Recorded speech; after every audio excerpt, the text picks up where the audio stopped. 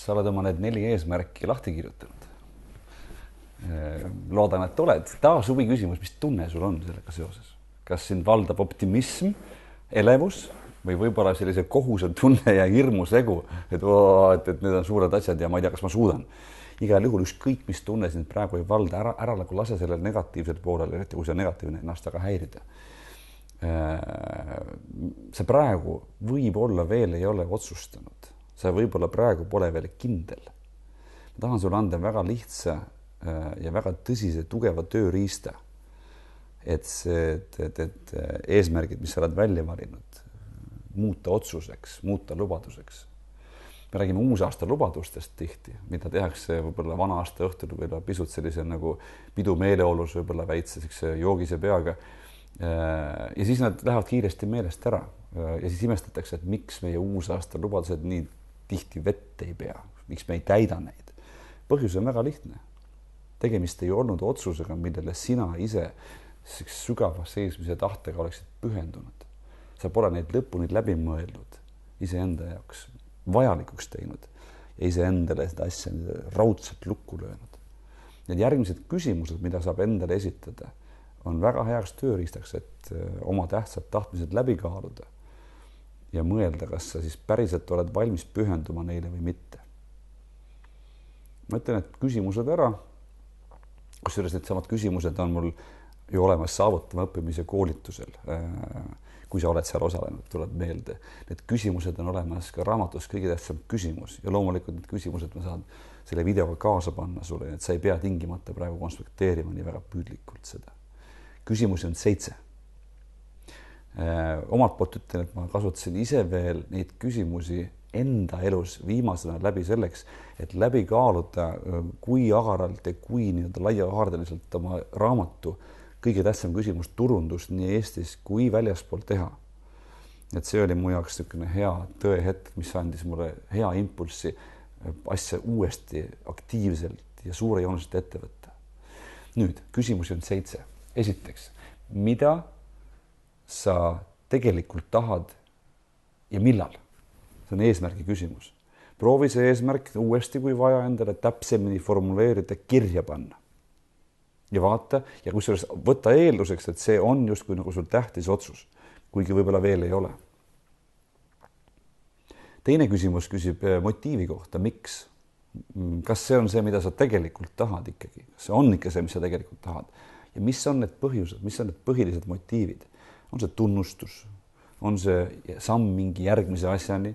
On seal mingi materiaalne või moraalne väärtus sinu jaoks otseselt? Eks? Mis on see, mida sa taga ajad? On see mõni emotsioon? On see rahulolu? On see selline eneseuhkus, eneseaustus, teiste lugupidamine, mida sa pälvida püüad? Miks seal on seda vaja? Ja kas see ikkagi on su enda põhjus või see on mingi väljaspoolt sulle peale pandud? 3. küsimus on tegevusplaaniga. Mis on sammud ehk kuidas tänase arusaama järgi, mis samme on vaja astuda sul selleks, et selle eesmärgini jõuda? Sa võib-olla kõike samme ei tea, siin tuleb taas appi paber ja pliiats või arvutifail, kus sa hakkad tänase teadaoleva informatsiooni abil koostama juba ette tegevusplaani. Sammud, mida on vaja astuda. 4. küsimus on seotud ohtude, hirmude ning võimaliku ebakindlusega. Ta küsib niimoodi, mis võib sind selle juures takistada ja kuidas sa end selle vastu kaitsed. Ehk siis, mis on ohud ja hirmud ja mis on plaan B? Võib väga lihtsalt minna. Mis siis, kui ebaõnnestub mingi samm plaanist? Mis siis vastuseks? Sel juhul ma, ehk mis on sul nagu plaan B? Mis siis, kui keegi mind alt veab selles protsessis? Siis ma suudan kompenseerida seda mingite muude vahenditega. Mis siis, kui mul tuleb mingi muu asi vahele ja mu tähelepanu hajub ja tähtaeg nihkub, siis ma võib-olla valin uue tähtaja, võib-olla ma tõstan tempot.